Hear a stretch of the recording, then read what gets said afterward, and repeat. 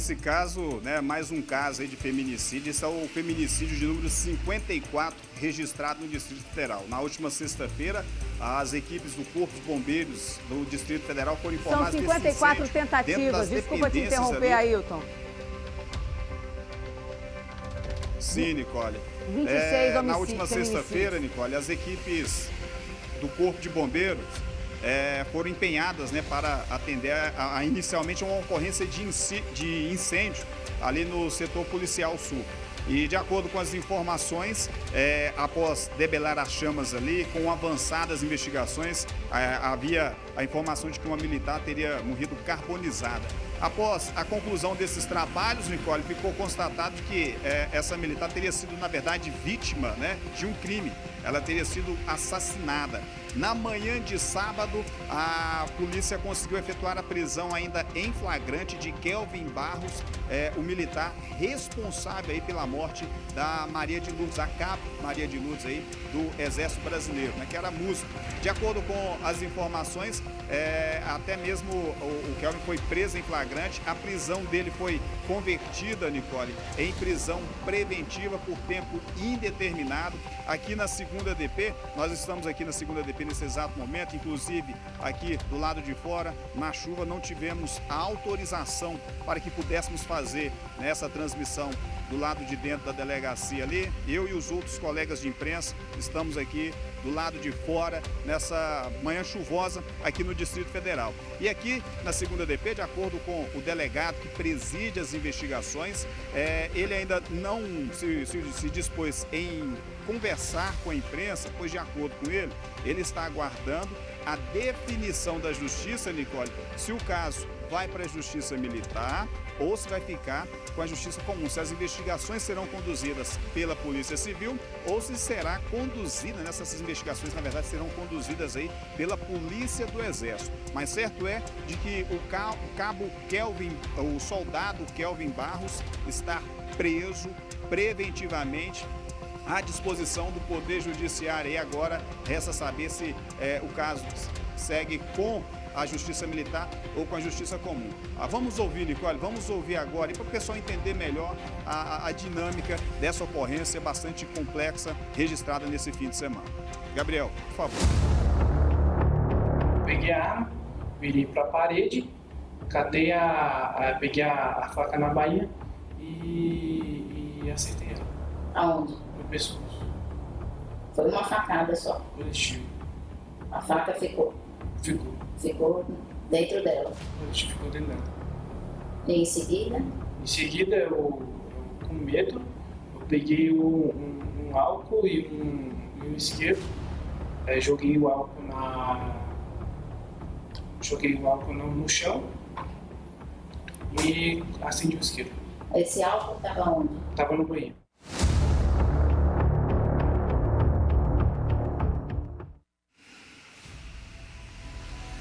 E é isso, Nicole. Agora as investigações continuam, né? Ainda de acordo com o Dr. Paulo Nuritica aqui, que responde pela delegacia, a Cicvil segue apurando as circunstâncias. Eles estão aí nessa troca de informações junto com o Exército Brasileiro.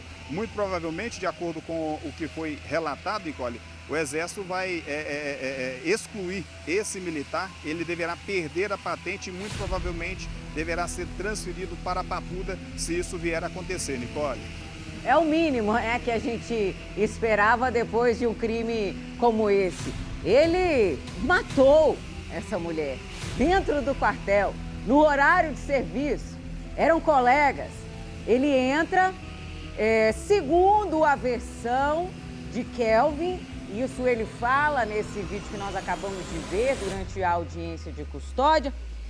Em uma de tantas versões que ele apresentou, uma delas foi essa, foram pelo menos 4 versões.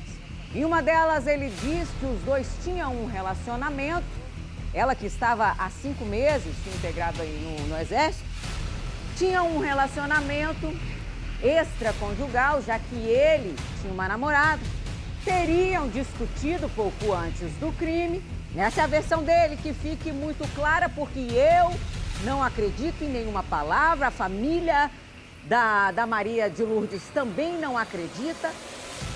Fica difícil a gente acreditar em qualquer coisa que saia da boca desse covarde. Mas em uma das versões absurdas que ele conta, eles teriam um relacionamento. E ela estaria o obrigando a terminar com essa namorada que ele tinha. E quando ele entra, os dois começam a discutir. Quando ele entra no local onde ela estava ali, se não me engano, era um local onde ficavam os instrumentos da fanfarra, um local onde ficavam ali os instrumentos usados inclusive por Maria de Lourdes, musicista. Ele entra no local, no primeiro regimento de cavalaria de guardas, e os dois começam a discutir. Ela então teria sacado uma arma, a arma dela, tentado municiá-la. Ele sentiu ameaçado, ficou com medo. Pega a faca dela, a faca militar que estava na cintura da vítima, e a esfaqueia no pescoço. Foi um golpe fatal, certeiro. Ele já sabia o que estava fazendo. Logo após, ateia fogo no local. Se ele já tinha levado o material para atear fogo, o crime foi planejado. Eu acredito que não seja tão fácil encontrar esse tipo, o isqueiro, os álcool, seja lá o que foi que ele usou. Mas ele mata essa mulher, ele mata a vítima e depois ateia fogo. Coloca fogo que rapidamente, devido à quantidade de material combustível ali naquele local, o fogo se alastra. Os bombeiros chegam, apagam as chamas e encontram o corpo de Maria de Lourdes carbonizado.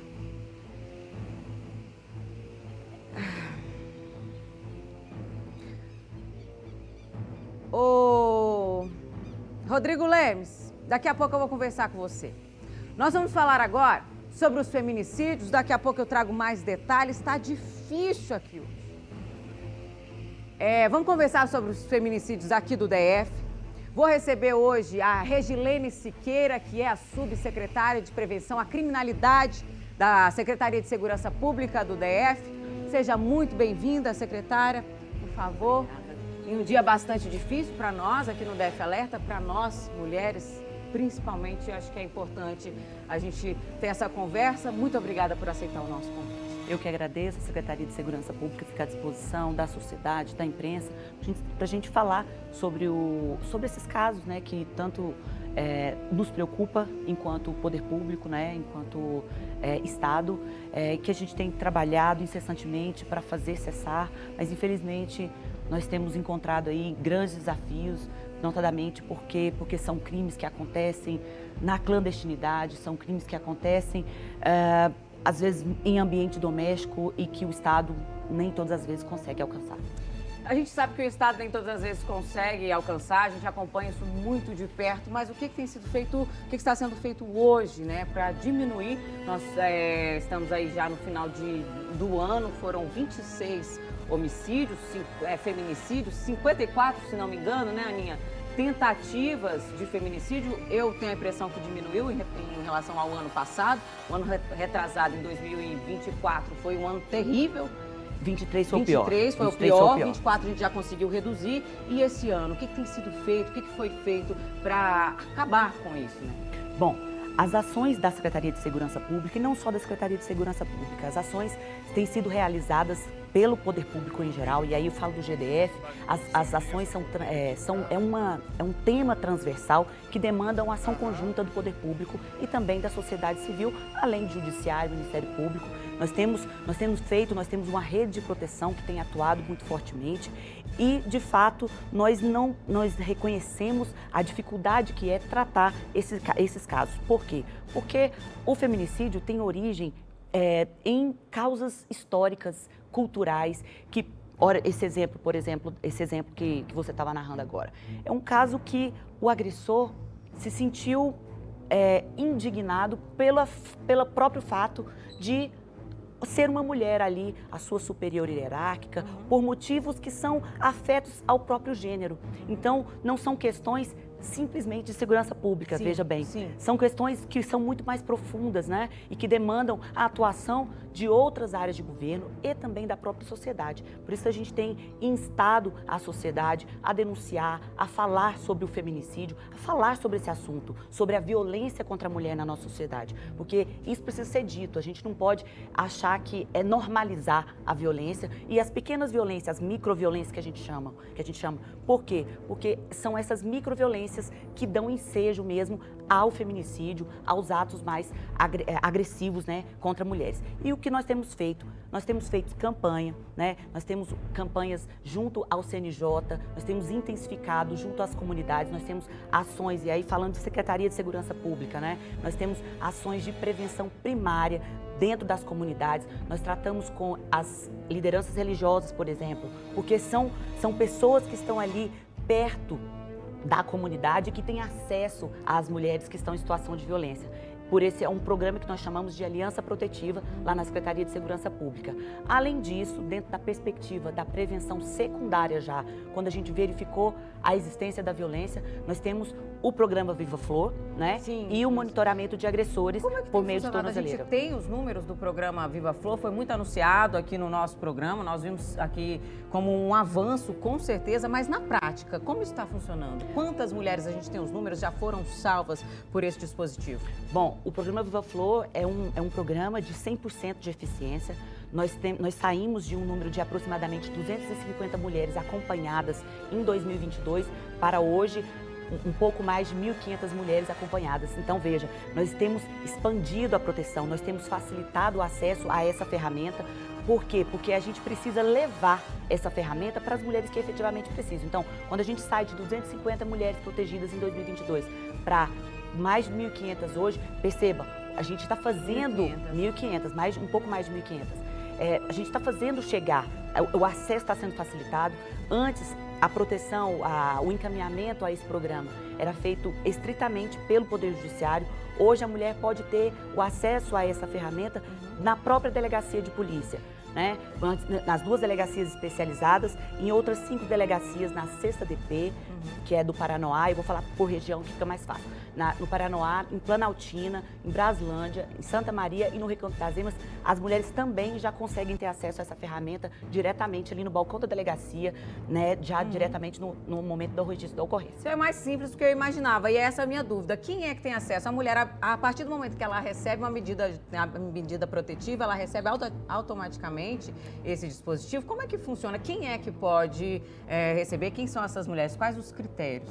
Bem, como eu disse, a mulher pode ser encaminhada tanto pelo juiz, que aí já é um momento posterior ao registro da ocorrência. Então, quando o juiz chega a encaminhar, é porque não houve encaminhamento na delegacia. Mas, antes mesmo de o juiz ter acesso àquele inquérito, ao processo judicial, o próprio delegado de polícia, no ato do registro da ocorrência, pode realizar esse encaminhamento e já oferecer essa proteção à mulher. A partir de critérios objetivos, né? Por exemplo, uma mulher que já sofreu uma tentativa de feminicídio anterior, ou está sofrendo perseguição, ou em caso de descumprimento de medida protetiva, ou ainda em casos em que o próprio delegado de polícia verifique ali no caso concreto circunstâncias que possam ensejar ali uma consideração de que há uma escalada da violência, né? Então, a mulher que em situação de violência, ela procurando a delegacia, o caso dela vai ser avaliado e o delegado de polícia pode já ali no registro da ocorrência já oferecer essa proteção. É um aplicativo no celular ou é um dispositivo? São 2 formas duas tecnologias que a gente utiliza, né, no oferecimento dessa proteção no Viva Flor.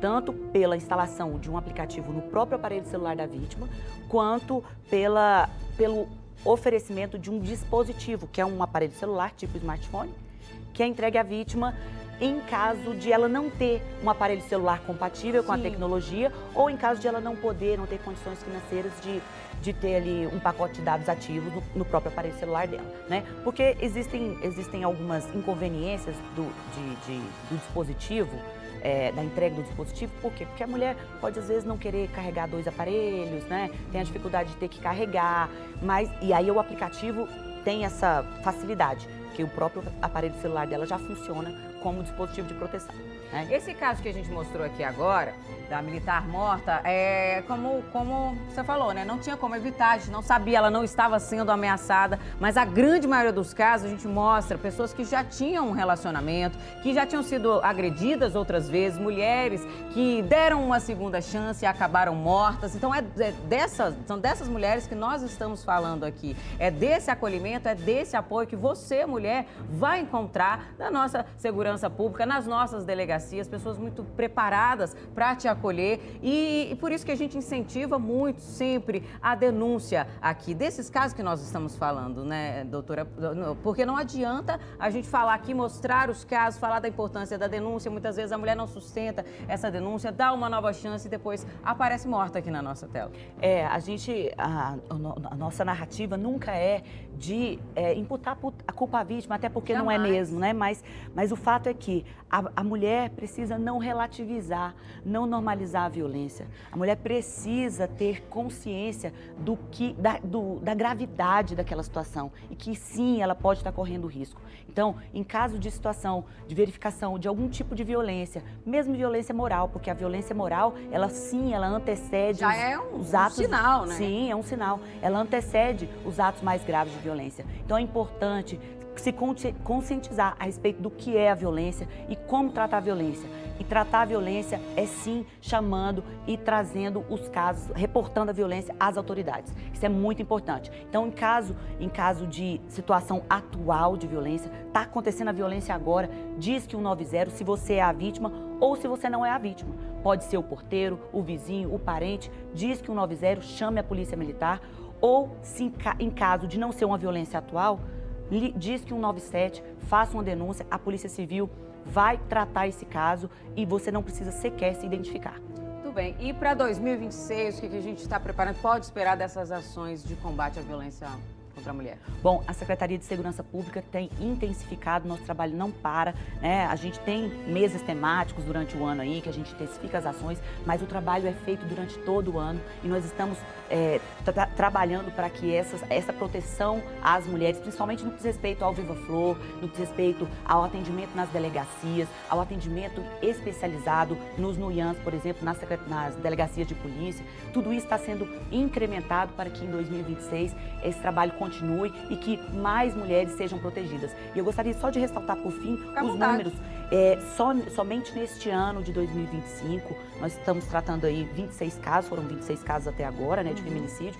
Mas que pare por aí. Que pare por aí, mas nós já registramos 60 mulheres salvas, que foram salvas pelos mecanismos de proteção da Secretaria de Segurança Pública. Então é importante nós falarmos também que, além das mulheres que são vítimas e que foram infelizmente vitimadas, nós temos várias mulheres, foram 60 agressores presos no ano de 2025 pelos programas de proteção que são disponibilizados pela Secretaria de Segurança Pública. Então, a gente tem que falar desse número que também é muito importante. Por isso, a importância de reportar a violência e de buscar a proteção do Estado. Aí, obrigada, muito obrigada, viu, por ter falado com o nosso DF Alerta, sempre muito importante. É o que eu disse aqui na abertura do nosso programa. Enquanto esses casos estiverem acontecendo, a gente vai continuar alertando e lembrando você que você não está sozinha. Então, obrigada por trazer esse reforço aí, porque a gente precisa. Obrigada. A Secretaria fica à disposição. Obrigada. Tchau, tchau. Bom trabalho. Tchau, tchau.